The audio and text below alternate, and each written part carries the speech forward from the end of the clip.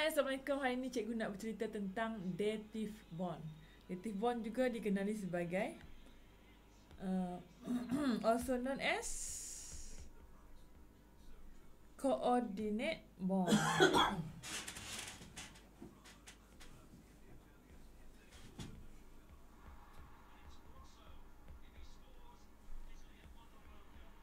Okey, sebenarnya dative bond ni adalah a type of covalent bond.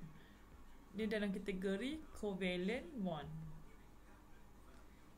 Jenis covalent bond.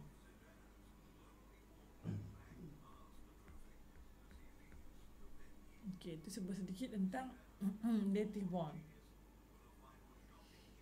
Okey, apa define dative bond? Okey.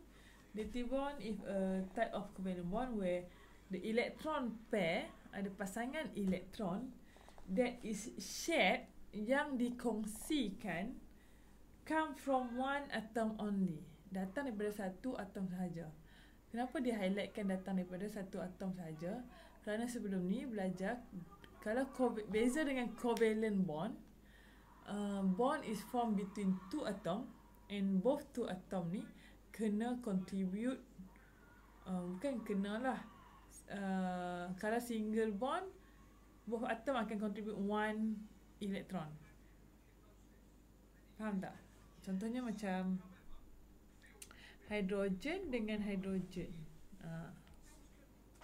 Okay, so one hydrogen contribute one electron, and then one hydrogen lagi contribute one electron.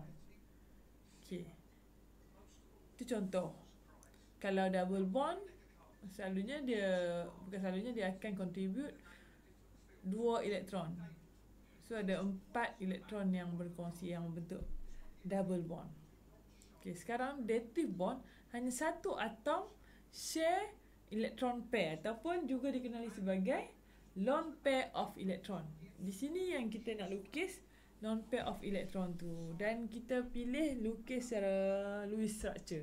Boleh je nak lukis secara structure yang ada shell tu. Okay, so kita sekarang nak bincangkan tentang hydroxonium ion. Cikgu tulis dulu formula hydroxonium ion, H3O+. So hydroxonium ion ni adalah datang daripada apabila air, selalunya dalam asid. Okay, contohnya asid apa ya? Asid HCl. Asid kalau ada air, barulah akan produce hydrogen. Okay, hydrogen dan Cl-. Dia akan ionize lah. Maksudnya hydrogen dengan klorin ni akan ionize. And then hydrogen ni akan react dengan water dalam water menjadi hydroxonium ion. Faham tak? Okay. Acid bila dia ionize, dia akan produce hydrogen. Dalam water dia akan produce hydrogen. Ini akan akan diterangkan dengan lebih lagi dalam episod selepas ni. Okay, jom kita lukis formation of hydroxonium ion. So first kita kena lukis asalnya dia datang daripada water. Macam mana nak lukis water? Okay, water H2O, kita lukis O dulu di tengah. Kemudian diikuti dengan hydrogen. Okay, molekul water ni dia dah achieve, kalau hydrogen achieve apa? Okay, achieve duplex electron arrangement. So hydrogen achieve duplex electron arrangement, and oxygen achieve octet electron arrangement. Okay, in water molecule. Okay, itu point yang pertama. Kita cerita dulu yang water molecule ni dia dah dia punya hydrogen dengan oxygen dah achieve dia punya electron arrangement, stable electron arrangement. Cuma hydrogen kita sebut duplet, oxygen kita sebut octet. Okay. Okay, jom cikgu sambung melukis. Macam mana kita nak lukis elektron untuk oksigen? Oksigen proton number dia 8. Jadi electron arrangement dia 2.6. So kita kalau lukis Lewis, kita hanya akan lukis dia punya electron valence. So 2.6 kita hanya akan lukis 6 tu. So 6 tu, satu kongsi dengan hidrogen, cikgu ambil warna merah, satu lagi kongsi dengan hidrogen ni. Hidrogen pun kongsi juga. Okay. Hidrogen pun kongsi satu. Okay. And then oksigen kita dah lukis 2, ada lagi 4. 4 tu dijadikan lone pair of electron. Inilah yang dikatakan lone pair of electron. Ada 2 lone pair of electron. Okay. Tadi hidrogen ion, dia tak ada langsung, hidrogen ion ni dia tak ada langsung elektron. Dia jadi H plus sebab dia dah release 1 electron. So bila dia tak ada elektron, cikgu nak buat plus sebenarnya. Okay. Dia tak achieve duplex electron arrangement. Maka oksigen atom ni dia pun berkongsilah dengan hidrogen tadi. Contribute electron pair to with hydrogen ion. Bila kita terangkan dalam AC, kita kena sebut perkataan hydrogen ion sebab dia ada dah ion. Tadi kalau sebut hydrogen ni, hydrogen yang dalam water molecule tu semua atom. Oksigen atom. Tapi bila cerita tentang hydrogen ni, ion. Okay. So dia contribute.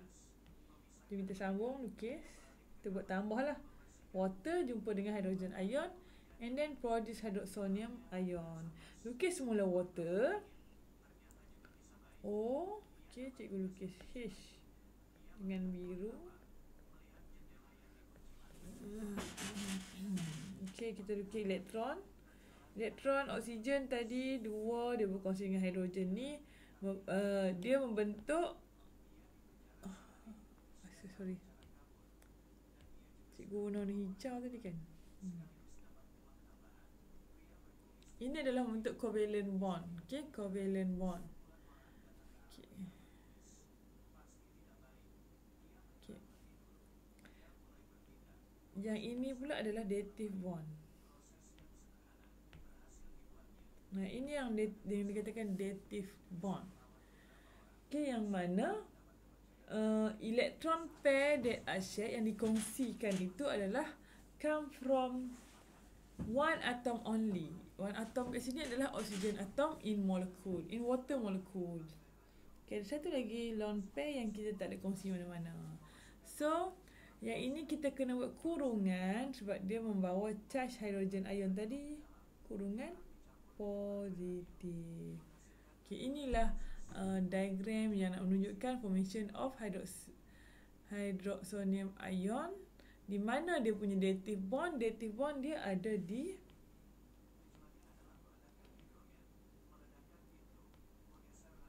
sini. Oh, tak nampak. Cikgu highlight. Situ adalah hydrogen dative bond. Cikgu kecilkan sikit. Okay, ni adalah hydrogen bond.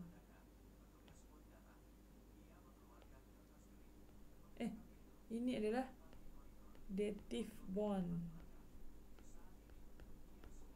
Okay, in hydroxonium ion, 3 hydrogen, all the hydrogen have achieved duplex electron arrangement. Oxygen also achieve octet electron arrangement walaupun dia berkongsi dengan hydrogen tadi.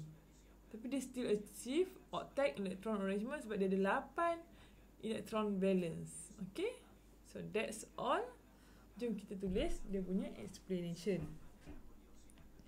Kita mulakan menulis explanation dia dengan cikgu nak warna hitam. Okay, first kita cerita dulu. Okay, in water molecule. Okay, hydrogen HY kan bahasa Inggeris. Okay, hydrogen atom. Kena guna atom dekat sini. Hydrogen atom achieve hydrogen first shell ataupun last shell dia memang dua kita sebut duplex. duplet electron arrangement.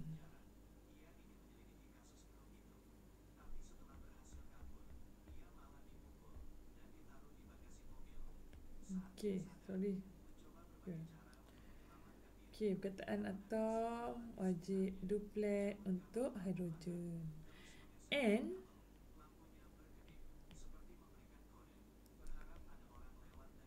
okey, oksigen H2O kan? And oksigen, atom oksigen pun kita sebut atom. Okey. Okey, sambung lagi ayat yang sama. Achieve tapi oksigen dia 8 electron valence dia, so achieve octet electron arrangement. Okey, yang kedua kita cerita tentang hydrogen ion pula. Hydrogen ion HY does not achieve okay, sorry cikgu tulis atas iPad ni licin.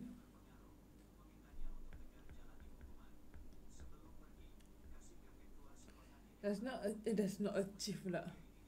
Hydrogen ion does not have any electron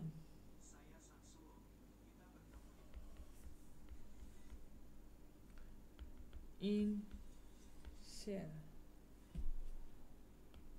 Okay, yang ketiga. So, oxygen in water molecule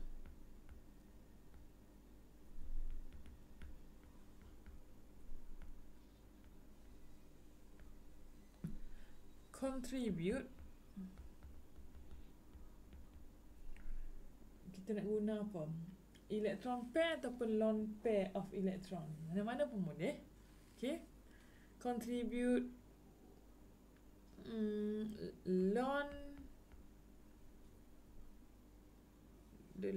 pair of electron.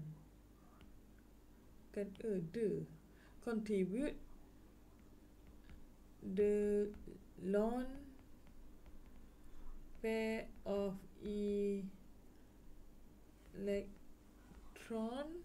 electron E pula.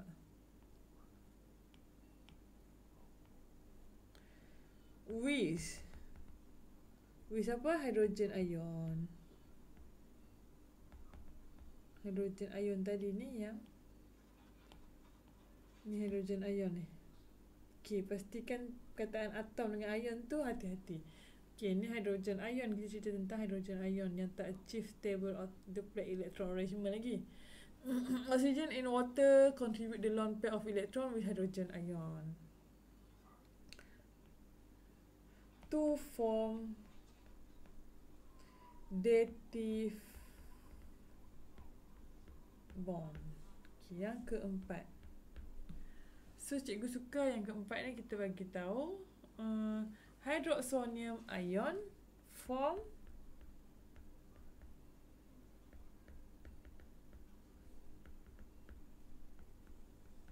so kita bagi tahulah apa nama ion yang terbentuk tu, hydroxonium ion form, walaupun dia suruh masuk explain formation of hydroxonium ion kan.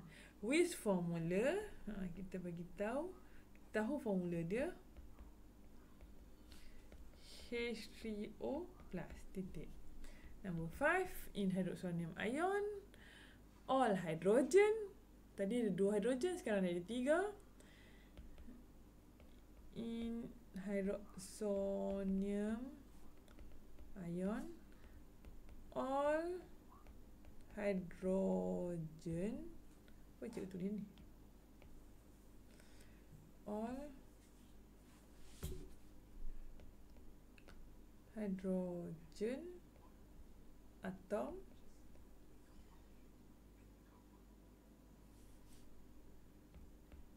and oxygen atom achieve stable Okay, kalau hidrogen duplet and octet electron arrangement.